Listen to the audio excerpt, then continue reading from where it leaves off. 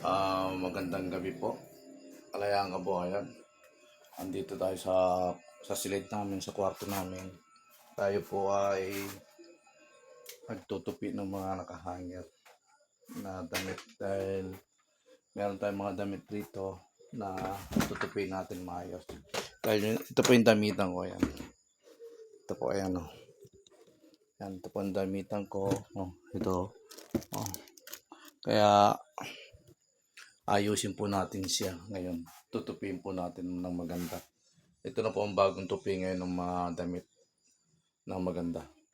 Panoorin nyo po. Ito na po ang ating damitan. Wala na laman, tinanggal natin. Ayan. Linisan natin ngayon. Dahil wala akong biyahe ngayon dahil ang jeep ko ay nasa paggawaan po. Dahil ayaw kumarga. Pinagawa natin yung starter.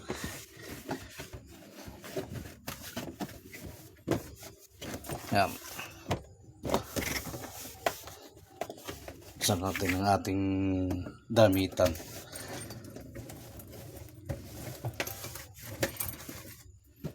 Sahig.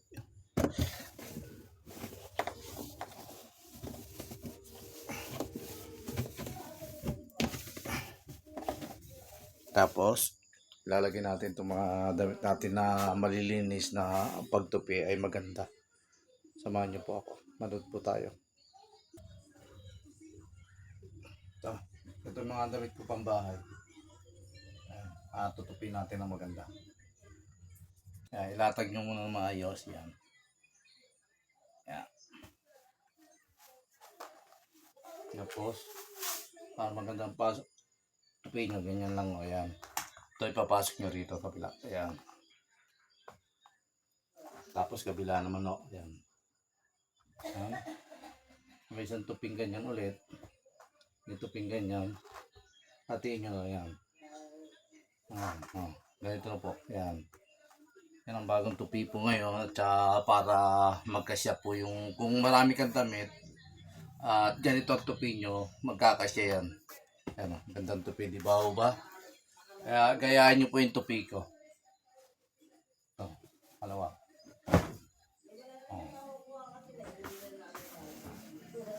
Panoorin nyo po ang pagtupi ko. Para makakakuha po kayo ng idea. Ayan, oh. Ito lang oh.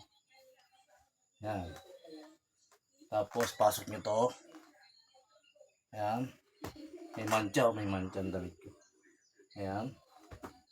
Tapos ganoon. Manipis yan. Hatiin sa gitna kaya. Ayan. Pantay. Ayan. Ba? Ganyan ang ginagawa kong pagtutupi. Para malaki po ang sakop niya. Ano? Maganda no? Panoorin. Maganda ng pagkatupi ng mga damit. Malinis. Tuloy natin ang pagtutupi.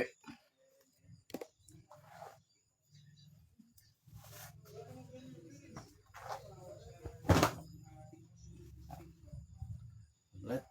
Tupin na rito sa dulo. Sabay ito, tupi rito. Ayan. Tupi ulit rito. Ayan. Sabay tupi rito. Ayan. Ayan. Sabay tupi mo sa gitna. Ayan. Oh. Tingnan nyo po. Napakaganda ng tupi. Oh. Diba? Sa mga lalaki, dapat mag-aral din kayo magtupi. Huwag nyo panoorin yung asawa nyo. Huwag nyo iasa sa asawa nyo ang pagtutupi ng damit. Mag-aral kayo. Kagaya ko. Yan. Ganito ang pagtutupi ng damit. Paalam. Kalayaan kabuhayan.